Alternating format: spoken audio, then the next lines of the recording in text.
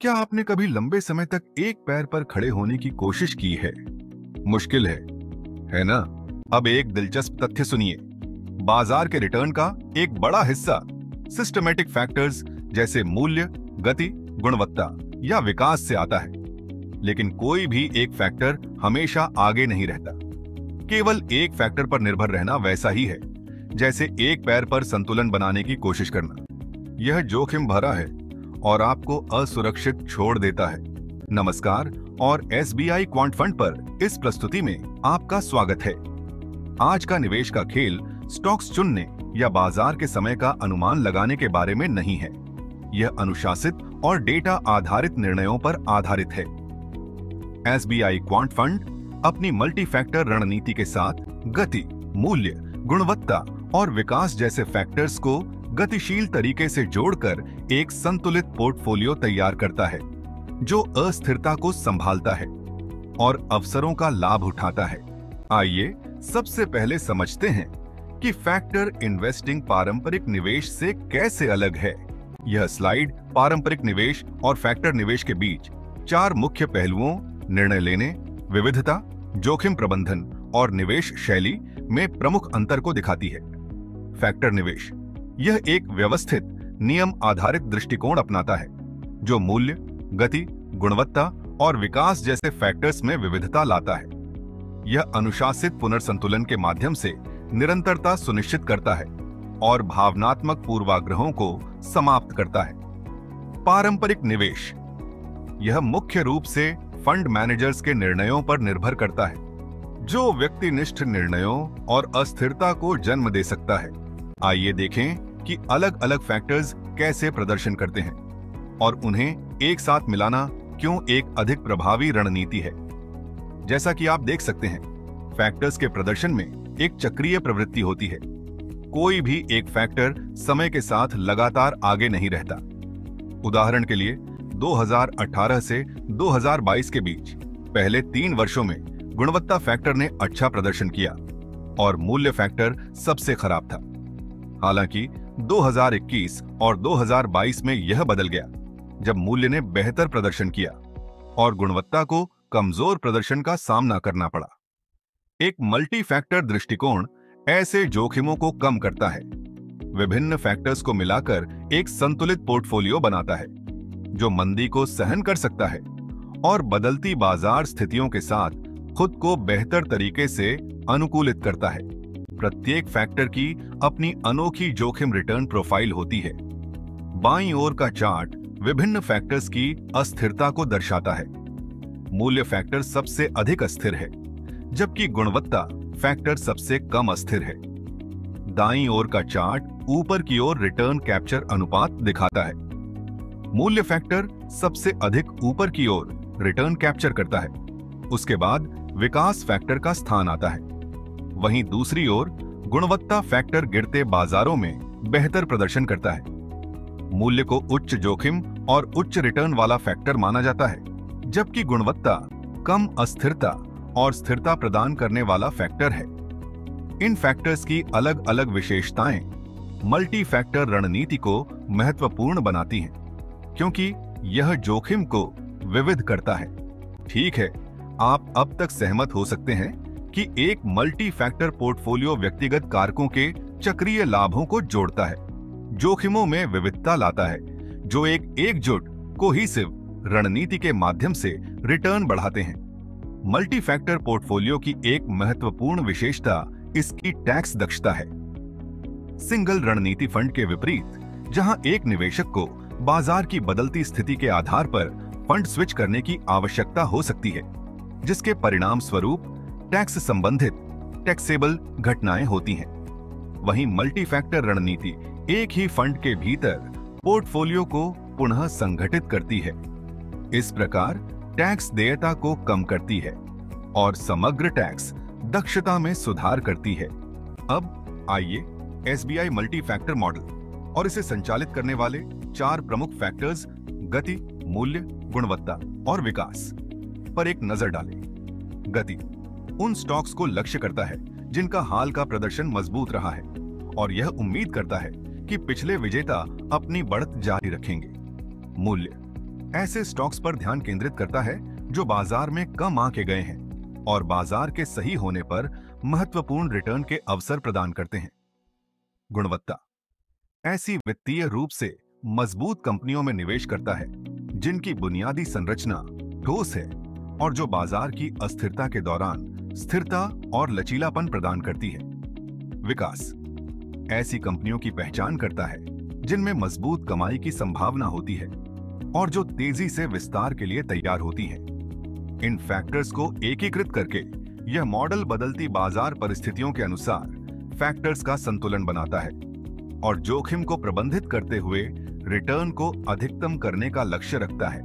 यहाँ SBI multi factor model को संचालित करने वाले इंजन पर एक नजदीकी नजर डालें। बाजार के प्रत्येक स्टॉक को गति, मूल्य, गुणवत्ता और विकास जैसे कारकों के आधार पर रैंक किया जाता है।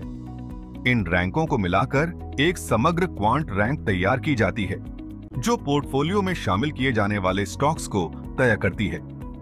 इस प्रक्रिया में पूर्व निर्धारित जोखिम नियंत्रण शामिल हैं, जैसे सक्रिय स्टॉक्स और सेक्टर वजन की सीमाएं, ट्रैकिंग त्रुटि बाधाएं और तरलता से जुड़े पहलू, ताकि अत्यधिक एकाग्रता और तरलता की कमी से बचा जा सके। स्टॉक्स की लागत और उनकी उपलब्धता जैसे मापदंड यह सुनिश्चित करने में अहम भूमिका निभाते हैं कि पोर्टफोलियो लचीला बना रहे। बाजार की बदलती स्थितियों के साथ तालमेल बनाए रखने के लिए पोर्टफोलियो को हर महीने नई संयुक्त रैंकिंग के आधार पर संतुलित किया जाता है। डायनामिक आवंटन और पुनर्संतुलन SBI मल्टी फैक्टर मॉडल के लिए बेहद महत्वपूर्ण है। हर महीने फैक्टर वेट्स को उनके हालिया प्रदर्शन के आधार पर डायनामिक तरीके से समायोजित किया जाता है। बेहतर प्रदर्शन करने वाले फैक्टर्स को अधिक आवंटन दिया जाता है, जबकि कमजोर प्रदर्शन करने वालों का आवंटन कम कर दिया जाता है। संतुलन बनाए रखने और अत्यधिक झुकाव से बचने के लिए ऊपरी और निचली सीमाएं पहले से तय की जाती है। चार्ट यह दिखाता है कि जब भी ये सीमाएं पार होती हैं, तो फ्रेमवर्क अपने आप पुनः समायोजित हो जाता है, जिससे यह सुनिश्चित होता है कि पोर्टफोलियो अच्छी तरह से विविधीकृत रहे और बदलती बाजार परिस्थितियों के प्रति उत्तरदायी बना रहे। यह व्यवस्थित दृष्टिकोण मॉडल को डायनामिक रूप से अनुकूलित करने में सक्षम बनाता है, प्रचलित रुझानों द्वारा प्रस्तुत अवसरों का लाभ उठाते हुए और ध्यान केंद्रित जोखिमों को कम करते हुए। SBI मल्टी फैक्टर मॉडल की पुनर्संतुलन रणनीति इसकी प्रमुख विशेषताओं में से एक है, जो यह सुनिश्चित करती है कि पोर्टफोलियो बदलती बाजार परिस्थितियों के अनुसार डायनामिक तरीके से समायोजित हो सके। यह स्लाइड उन विशेष उदाहरणों को दर्शाती है जहां SBI क्वांट मॉडल ने बदलती बाजार परिस्थितियों के जवाब में फैक्टर वेट्स को डायनामिक तरीके से समायोजित किया और मॉडल की अनुकूलन क्षमता को उजागर किया। उदाहरण के तौर पर 2008 से पहले की अवधि को लें। उस समय मॉडल ने विकास और गति जैसे फैक्टर्स पर जोर दिया, जो तेजी वाले बाजार के माहौल के अनुरूप थे। हालांकि 2008 के वैश्विक वित्तीय संकट के दौरान मॉडल ने मूल्य और गुणवत्ता की ओर रुख किया और महत्वपूर्ण गिरावट से बचने के लिए स्थिरता को प्राथमिकता दी। इस स्लाइड में हम कोविड से पहले और बाद की अवधि पर नजर डालते हैं। कोविड से पहले गुणवत्ता ने अधिकांश फैक्टर्स से बेहतर प्रदर्शन किया। हालांकि मार्च 2020 के बाद यह काफी बदल गया और मूल्य ने शानदार प्रदर्शन के साथ वापसी की। मार्च 2020 के बाद मॉडल ने मूल्य की ओर अपने झुकाव को बदल दिया। ये पुनर्संतुलन निर्णय एक नियम आधारित प्रक्रिया द्वारा संचालित होते हैं, जो भावनात्मक पूर्वाग्रहों से मुक्त है। बाजार संकेतों का सक्रिय रूप से जवाब देकर मॉडल न केवल अवसरों को पकड़ता है, बल्कि संभावित नकारात्मक जोखिमों को कम करने में भी मदद करता है। यह चार्ट SBI क्वांट मॉडल और BSI 200 इंडेक्स के बीच अलग अलग समयावधियों में back tested point two point प्रदर्शन को दर्शाता है। यह परिणाम, जिसमें लेन देन शुल्क और खर्च शामिल हैं, लगातार इस मॉडल की अपनी बेंचमार्क से बेहतर प्रदर्शन करने की क्षमता को साबित करते हैं। उदाहरण के लिए 3 वर्षीय अवधि में मॉडल ने 3% रिटर्न दिया, जबकि बेंचमार्क ने 14.9% रिटर्न दिया। यह chart SBI multi factor model और बीएसई 200 इंडेक्स के 3 वर्षीय रोलिंग रिटर्न को दर्शाता है। यह मैट्रिक अलग अलग अवधियों में प्रदर्शन की निरंतरता की जानकारी देता है, जो पॉइंट टू पॉइंट विश्लेषण से आगे जाकर एक मजबूत दृष्टिकोण प्रदान करता है। परिणाम उत्साहजनक हैं। एसबीआई मल्टी फैक्टर मॉडल ने 77.2% ऑब्जर्वेशंस में 12% से अधिक रिटर्न दिया, जबकि बेंचमार्क ने केवल 58.9% हासिल किया। इसी तरह मॉडल ने 66.8% ऑब्जर्वेशंस में 15% से अधिक रिटर्न दिया, जो बेंचमार्क के 39.6% से काफी बेहतर है। इसके अलावा मॉडल ने औसत रोलिंग रिटर्न 19.8% दिया है, जबकि बेंचमार्क का औसत केवल 13.5% रहा। आगे बढ़ते हुए 5 वर्षीय रोलिंग रिटर्न पर नजर डालें तो एसबीआई मल्टी फैक्टर मॉडल का बीएसई 200 इंडेक्स की तुलना में लगातार बेहतर प्रदर्शन और भी मजबूत साबित होता है। मॉडल ने 83.11 मामलों में 12% से अधिक रिटर्न दिया, जबकि बेंचमार्क ने यह आंकड़ा केवल 63.5 मामलों में छुआ। इतना ही नहीं, मॉडल ने 69.7% मामलों में 15% से अधिक रिटर्न दिया, जो बेंचमार्क के 36.5% से कहीं अधिक है। एसबीआई मल्टी फैक्टर मॉडल का औसत 5 वर्षीय रोलिंग रिटर्न 19.1% था, जो बेंचमार्क के 13.0% से काफी अधिक है। सबसे खास बात यह है कि मॉडल ने कभी भी नकारात्मक रिटर्न नहीं दिया। इसका अधिकतम रोलिंग रिटर्न 38.4% रहा, जो बेंचमार्क के 24.8% को पार कर गया। यह विश्लेषण एसबीआई मल्टी फैक्टर मॉडल की मजबूती और लंबे समय तक लगातार बेहतर प्रदर्शन करने की क्षमता को रेखांकित करता है। यह chart SBI multi factor model और बीएसई 200 इंडेक्स की तुलना में गिरावट को दर्शाता है, जो इस रणनीति की बाजार गिरावटों को प्रभावी ढंग से संभालने की क्षमता को उजागर करता है। यह नुकसान को कम करने और तेजी से रिकवरी सुनिश्चित करने पर ध्यान केंद्रित करता है। एक महत्वपूर्ण उदाहरण 2008 का वैश्विक वित्तीय संकट है, जो अत्यधिक बाजार तनाव का समय था।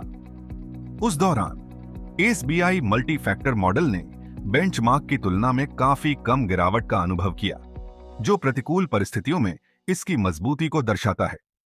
साथ ही इसकी डायनामिक आवंटन रणनीति ने तेजी से रिकवरी सुनिश्चित की, जिससे निवेशकों को जल्दी से अपने नुकसान की भरपाई करने में मदद मिली और दीर्घकालिक संपत्ति निर्माण पर प्रभाव को कम किया। यह मॉडल की अस्थिरता के दौरान पूंजी की सुरक्षा करने और बाजार की रिकवरी का लाभ उठाने की क्षमता को दर्शाता है। कृपया इस फंड के विवरण पर एक नजर डालें। अंत में, जो निवेशक भारत की विकास यात्रा पर विश्वास करते हैं और उचित लागत पर इक्विटी में निवेश करना चाहते हैं, साथ ही एक नियम आधारित फ्रेमवर्क के माध्यम से फंड की नियमित समीक्षा का लाभ पाना चाहते हैं, उन्हें एसबीआई क्वांट फंड पर विचार करना चाहिए। धन्यवाद और शुभ निवेश। म्यूचुअल फंड निवेश बाजार जोखिमों के अधीन है। योजना से संबंधित सभी दस्तावेजों को ध्यान से पढ़ें।